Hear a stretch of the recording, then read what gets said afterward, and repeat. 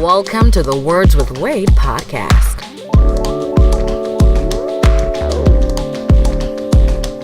Founder of Uncut Media Group, a hip-hop blogger with over 10 years experience, editor-in-chief of UncutMagazine.net, he's Wade Blogs. Pokemon Go expert, comic book fan, and an overall wild card, she's Ari. Founder, artist, and CEO of A Game Records, he's G Li. And now, here's your host, Wade Blogs.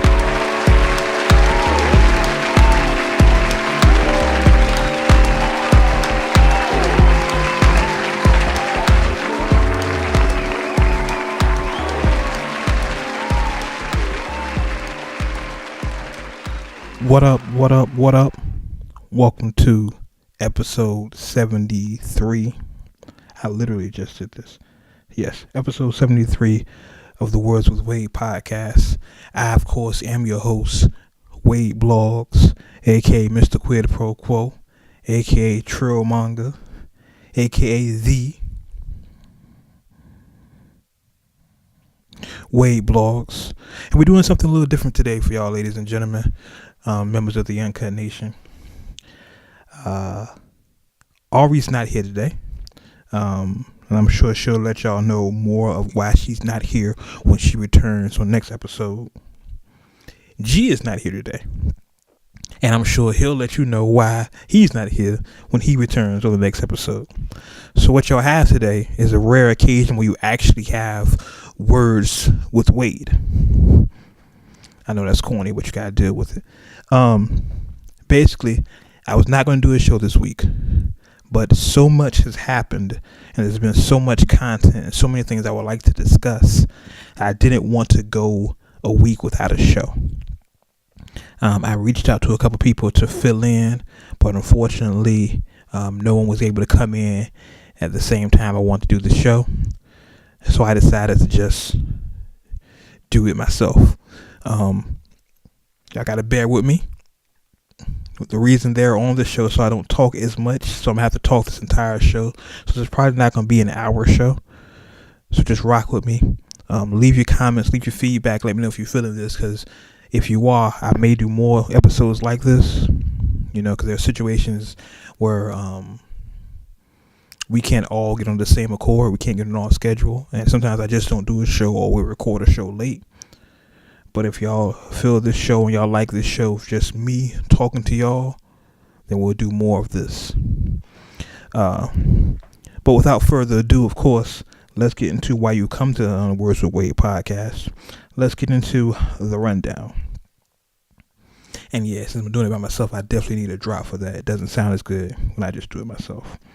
Well, the most important thing that happened this week was the return of Nicki Minaj.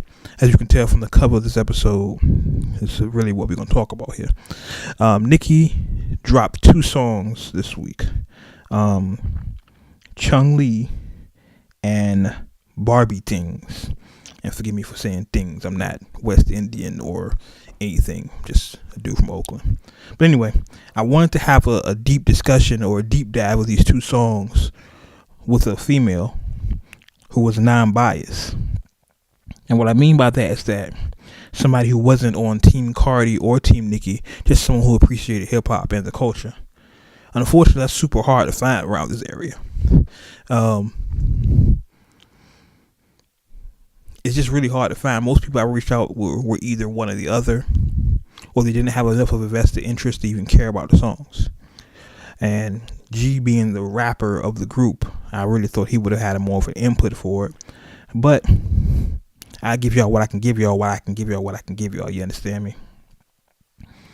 So here we go. Like I said, Nicki dropped 2 songs. I'm not going to play snippets of the songs like I normally would, because last time we did that when Drake dropped songs, we got cease and desist, so I'm not going to do that. But out of her 2 songs, Chung Li and Barbie Things, for me personally, well, before we even get to that,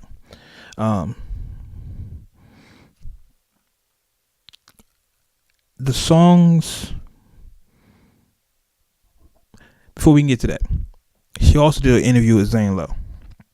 And this is what's really important. The interview with Zane Lowe really got to what a lot of people consider the core of her issue with Cardi, or what some people consider the core, and I guess what she considers the core of her issue with Cardi. It all stems from what Nicki says over the song Motorsport, the song they did with the Migos, Cardi, and Nicki. Well, apparently, Nicki had a different verse. There was a different version of Motorsport that Quavo asked Nicki to change her verse because she had a bar about Cardi. Well, you know what? Instead of me tell y'all, let me let her tell y'all. Here's a snippet of Nicki's interview with Zane Lowe, which discusses where the initial, I guess, tension, we'll say, because beef is too strong a word, tension with her and Barty. So that you could play the victim. And that really, really hurt me, because I really fully supported her. And up until this recent interview that she did, I had never seen her show me genuine love in an interview.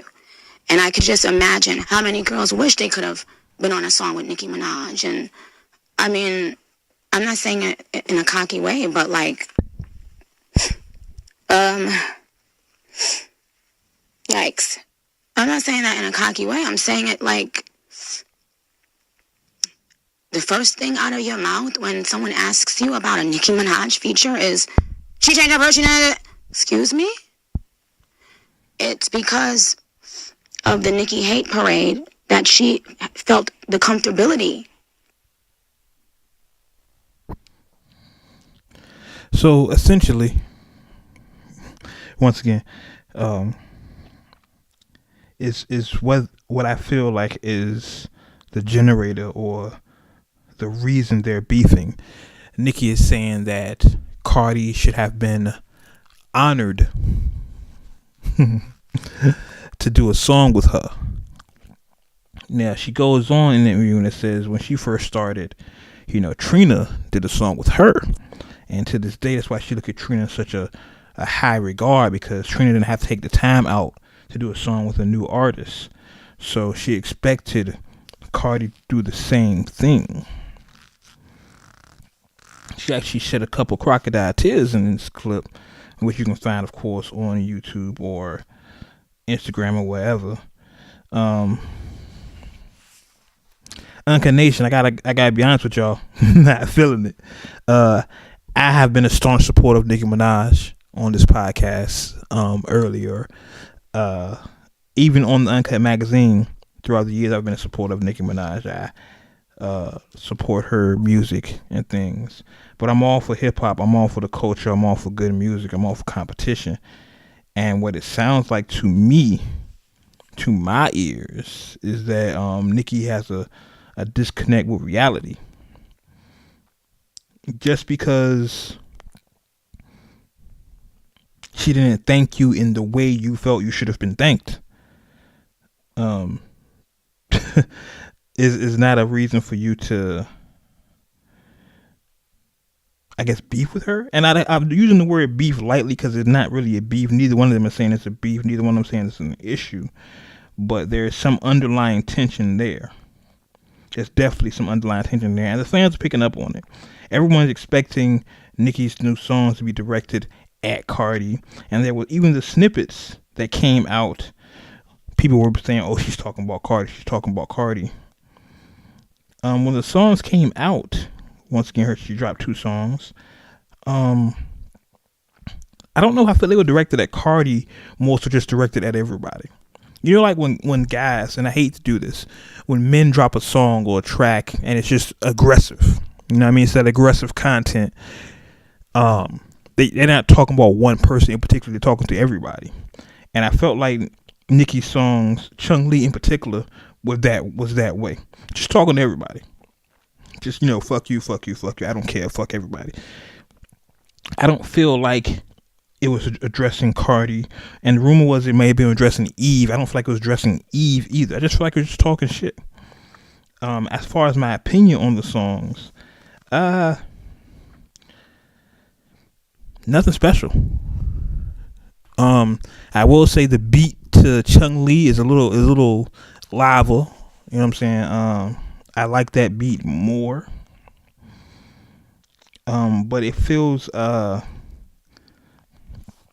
don't want to say forced. It doesn't feel organic. It feels like instead of saying I'm gonna go in the studio and make a song, she went in and saying I'm gonna make a hit.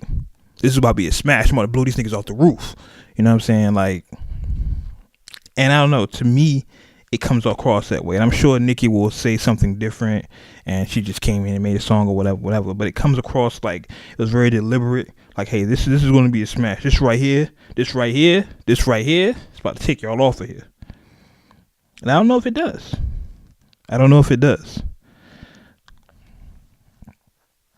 And the other song, Barbie Things, to me, both songs are very formulaic. And I don't know if that's just a reflection of hip hop today or something, Nicki is just doing purposely. Because it's like, if you go back and listen to the song, she's basically dropped one verse in Chung Lee. And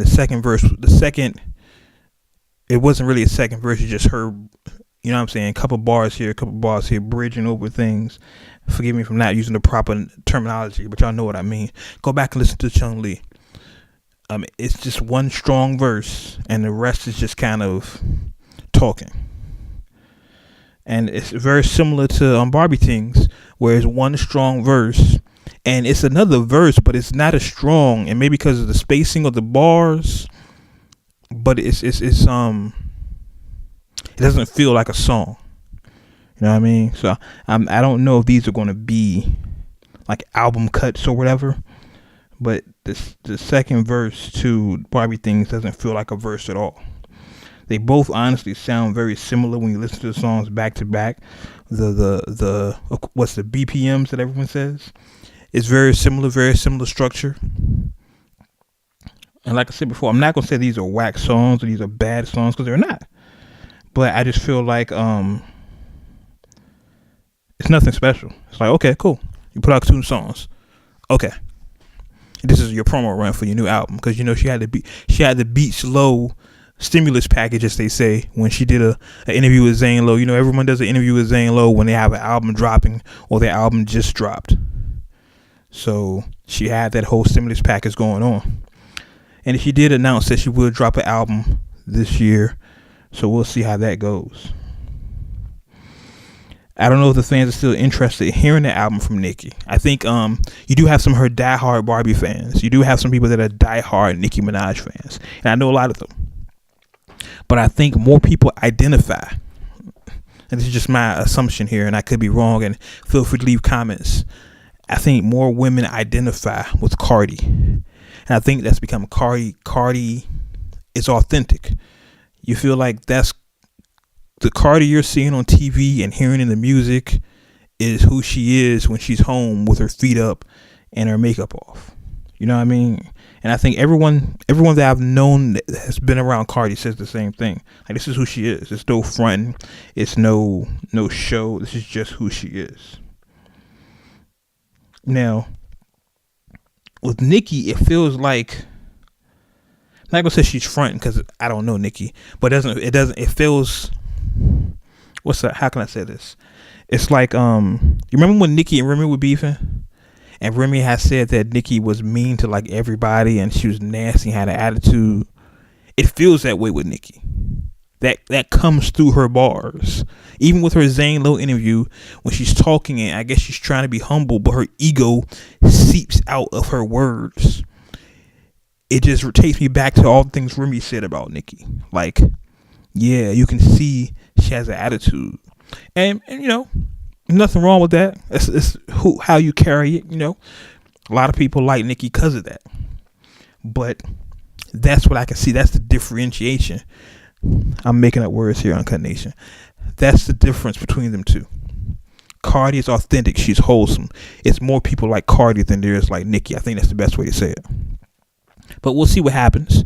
Cardi hasn't responded to it. She's focusing on Coachella, which was a major success of the day. Her baby, the album Invasion of Privacy dropped, is #1 on Billboard with 200,000 sold. So congratulations to Cardi and her team. But definitely keep an eye out on this, because I don't think these 2 songs from Nick are going to get traction. even though the New York area is blowing it up, you know, you have New York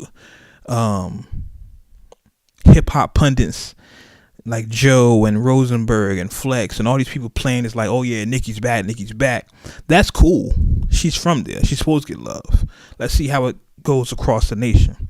I know it's number one on all these international charts, but that's how I expect the song to come out, how I expect the song to impact the charts when it first comes out. Let's see what happens. In comparison to Drake's God's Plan or Nice for What, how that stayed at the top of the charts. I think this is going to be a situation just like her last song she dropped when she was dissing Remy and all that, where it dropped on the top of the charts. People rushed to hear it. People wanted to hear it. It was important. Like, yeah, I want to hear this. But you're going to watch a slow decline because these songs are not that impactful. I think if anything, it whet our appetite. It's like, okay, Nicki, we see you out there. What else you got? Let me hear some more. I think that's the best way I can put it. These songs make me want to hear more from Nicki. Like, okay, this is cool. All right, I hear you. What else you got? And I can say that I'm not going to say she's taking the attention away from Cardi, but she's definitely brought some attention on herself. So stay tuned for that, Uncut Nation. We'll see what else comes of that. Something else I want to discuss, and it would behoove me to have somebody else to discuss this here with. But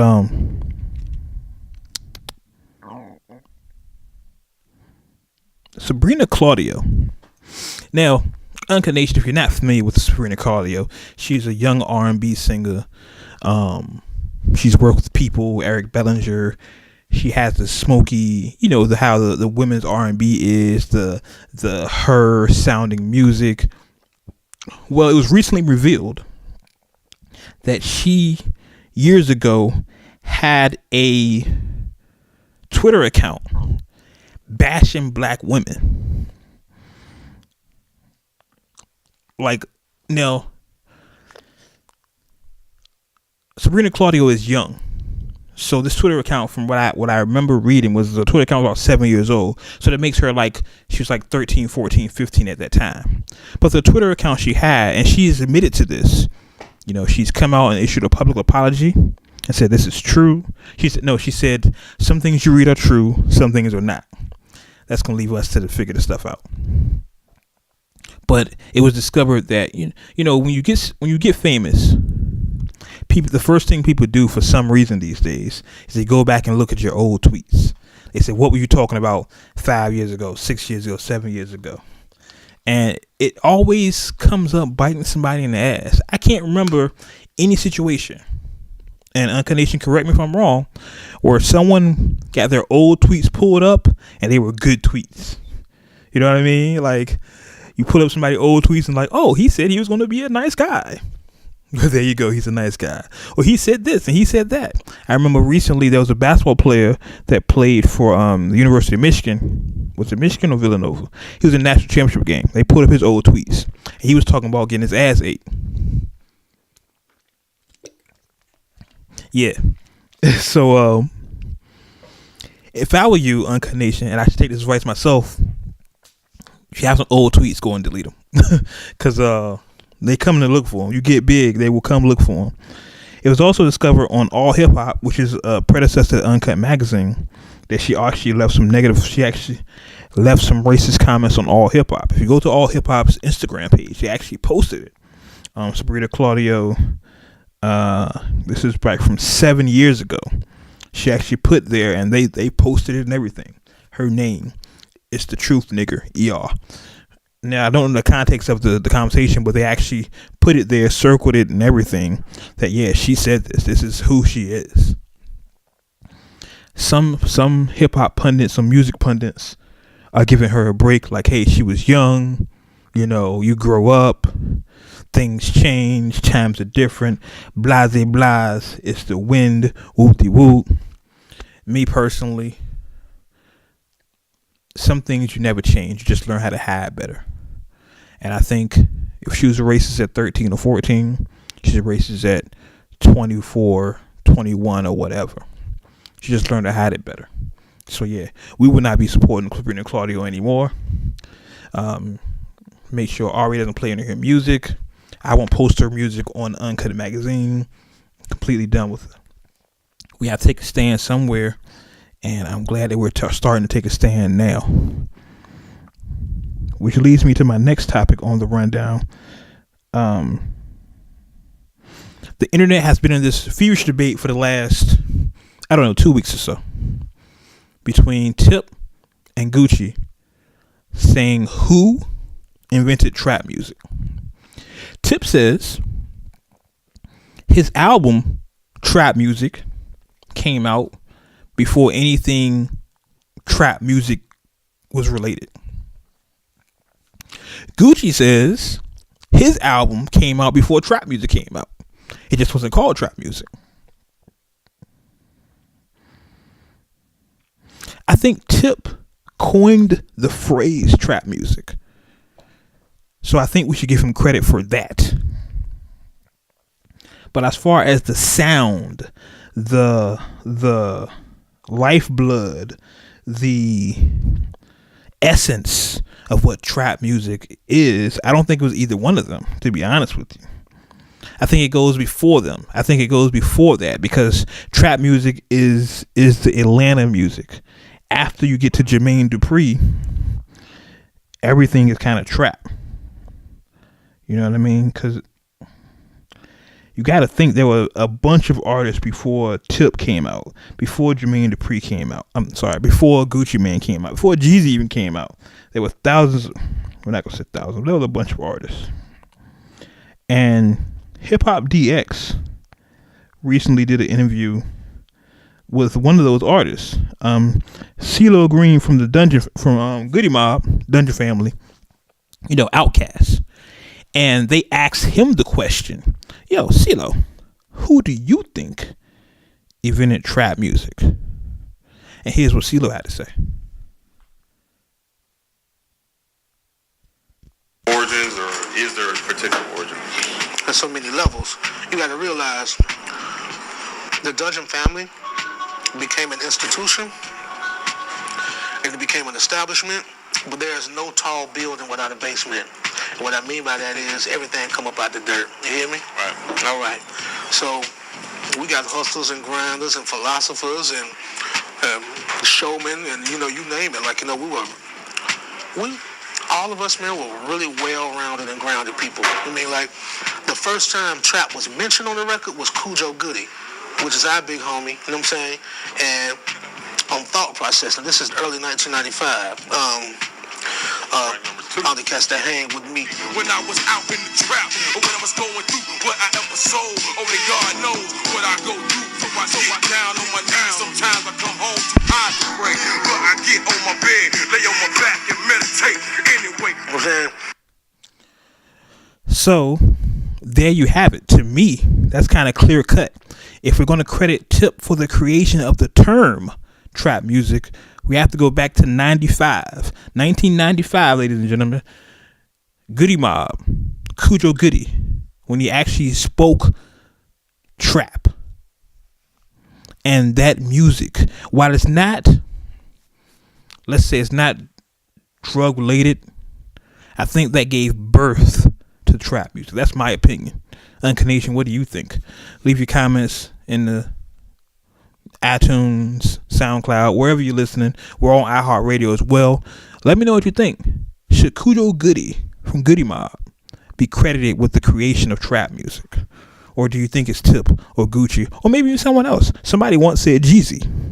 I don't know if I think Jeezy, but that's where I stand. All right, moving on through the rundown here. I'm running through this as fast as I can. Recently it was announced that Mariah Carey announced that she was bipolar.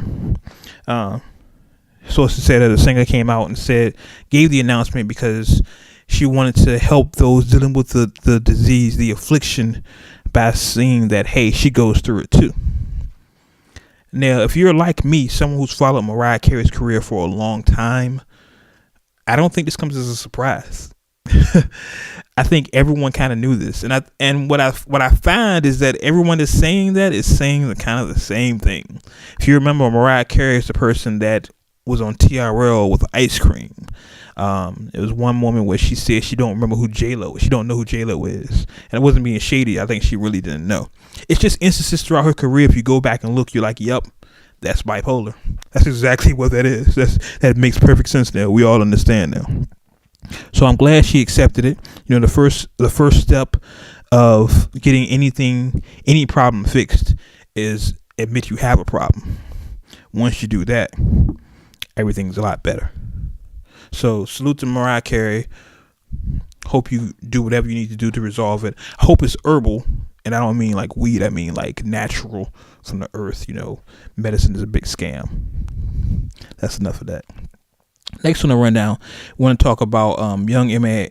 Yeah, it was announced this week that Young M.A. is actually directing porn. Now let me preface that with a couple things. She's not directing porn. She directed a porn for Pornhub. This is actually not a rumor. This is true. If you go to Pornhub.com, you have to actually be like a member. I don't know. I don't watch porn. I can't even lie that good, but you have to be a member to what Pornhub's community, I think it is, and you can actually watch the footage of her directing an all lesbian scene. It's actually pretty unique. It's pretty funny, because she's given the actors direction, and she's like, yeah, boom, you know what I'm saying? This is how you do it. Boom. It's kind of funny, but definitely check it out. She had a scene, like I said, all girl scene. I think they also have the behind the scenes footage, so you can check that out as well. You can see how she directed it, how everything got going on. It's very, very interesting. Something else that came out, because this show is being recorded on a Monday/Tuesday night, Tuesday morning. It was announced earlier today, and that the district attorney in Philadelphia has granted Meek Mill a new trial. Wonderful news. Wonderful. Actually, let me let his lawyer tell you the rest of the news. When I pull that up. I have this stuff queued up. Sorry about the Nicki thing. My fault. But here we go.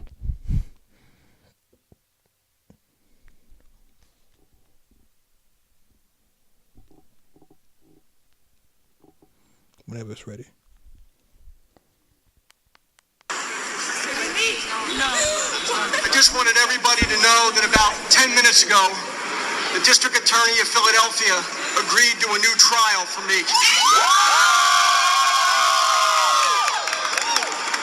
That effort by this district attorney is to remove an indelible stain that was placed on our criminal justice system back in November. And today, I think we all celebrate that decision, but there's one more thing that has to happen. We asked the judge today, as soon as the district attorney indicated that he was agreeing to a new trial, to release him today. She wouldn't listen. So right now, what we're poised to do, and why we're going to be running from here, we're now going to go take steps to ask a higher court to do what she should have done 10 minutes ago, and to release this good man and bring him back to his family. So that's great news to hear. Hopefully Meek will be home soon. I think also, a lot of people, when they talk about the Meek Mill situation, they say, why don't we get behind other people this way? Or is it his celebrity that's making us care about it? I understand that thought process, but it's an injustice. What happened to Meek was a total violation of his civil rights.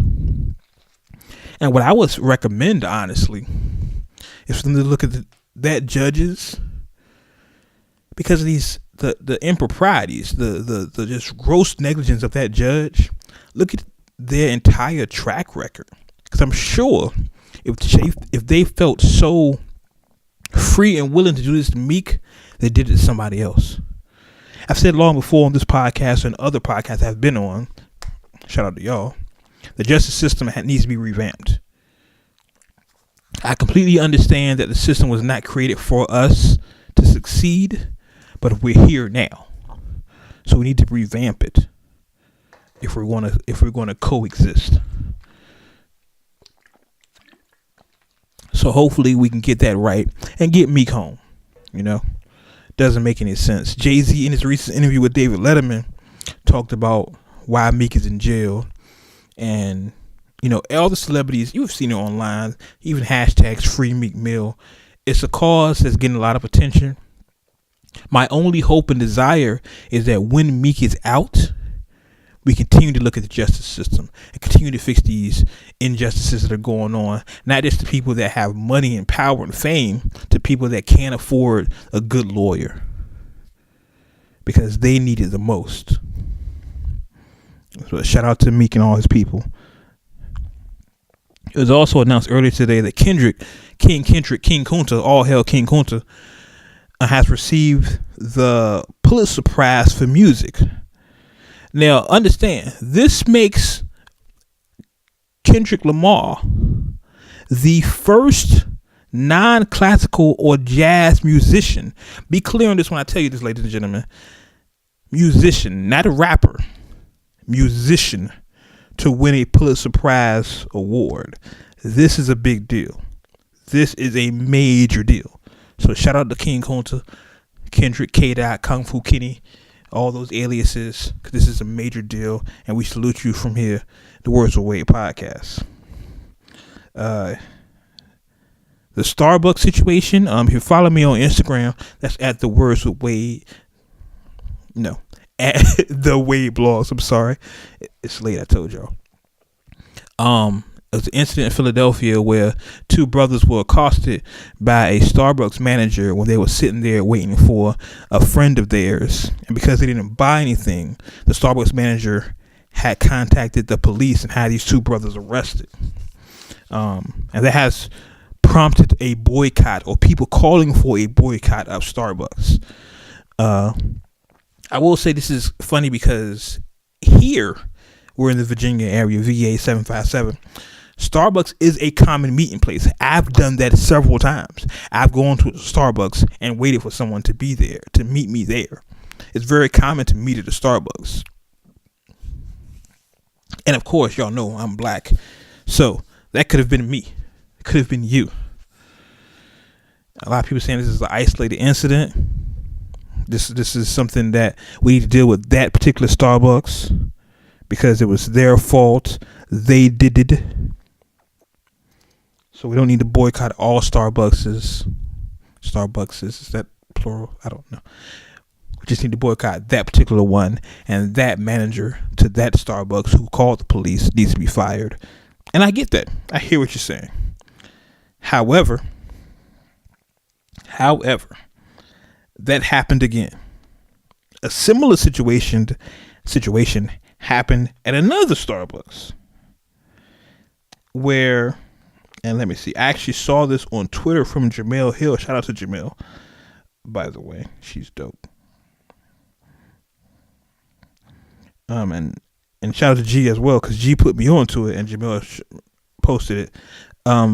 There's a video here that I posted on my Twitter at the Wade Blogs, where the Starbucks employee rejected a black man, from using the restroom while letting a white man use the restroom.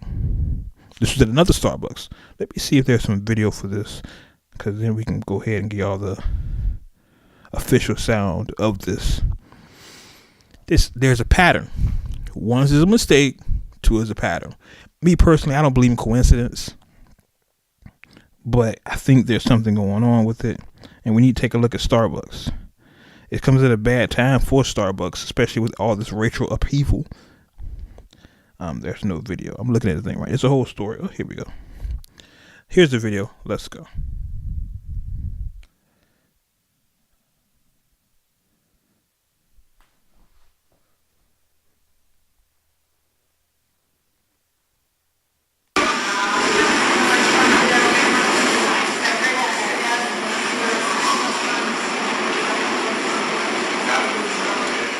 Can't see the video, but right now they're showing the bathroom, the men's restroom.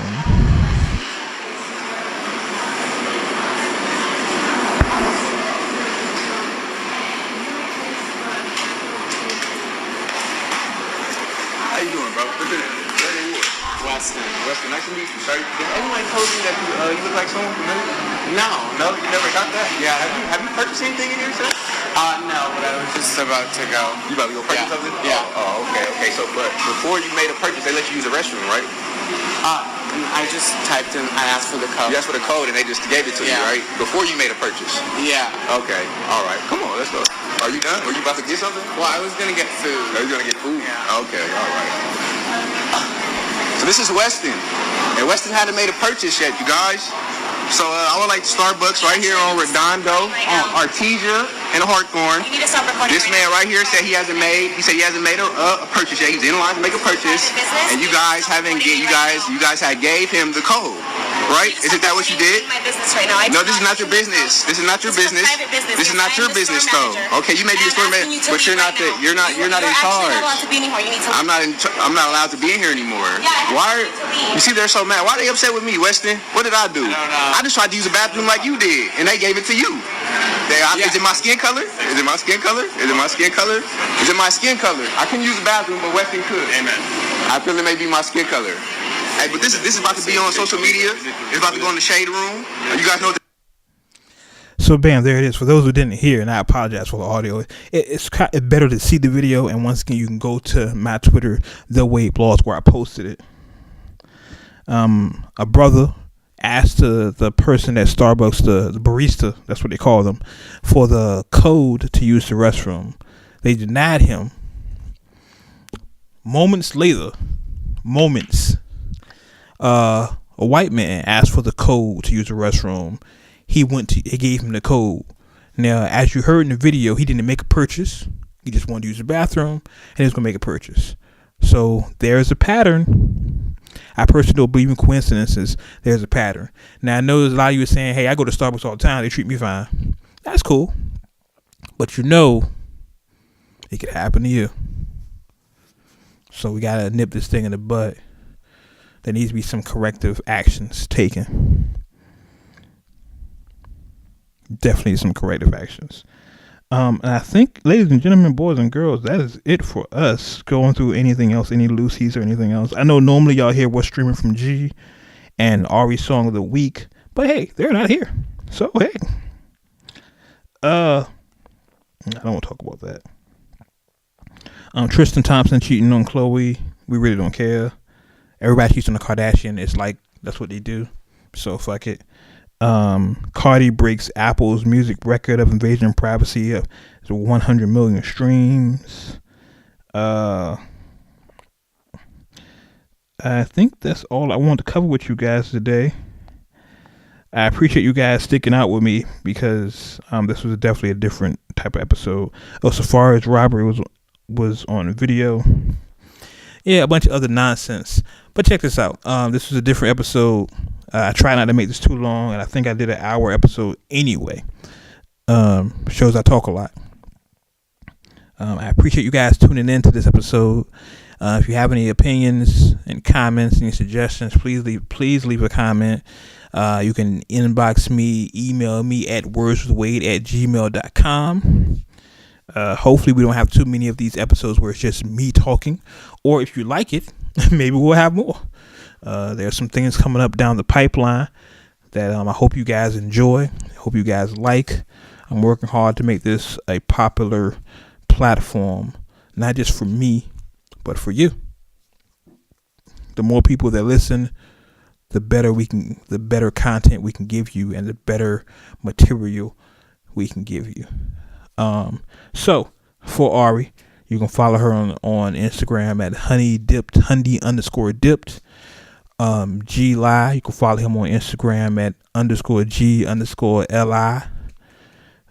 Me, you can follow me on all social media platforms at The Wade Blogs. That's Instagram, Twitter, Snapchat, Facebook, whatever. It's all the same, The Wade Blogs. Make sure you follow the podcast, Words with Wade, at Instagram, Twitter, Snapchat, all the same. Just Words with Wade. Like I said before, we are on the iHeartMedia network. So you can go to iHeartRadio.com on your desktop computer. Type in Words with Wade, all one word, and we'll come directly up. So now you have no reason not to listen to us. And please, leave a comment, suggestion. If you go to iTunes and you leave a comment or 5-star review, I will read your comment on the air next show, episode 74. Don't know what we got storing for y'all, but I hope y'all like it. And I think that's it. So, as always, you may agree with what I say. You may not agree with what I say. One thing you can agree with is I keep it uncut. Until next time, I'll catch y'all on the internet. 1. Thanks for listening to the Words with Wade podcast. Make sure you follow us online using the hashtag WordsWithWade.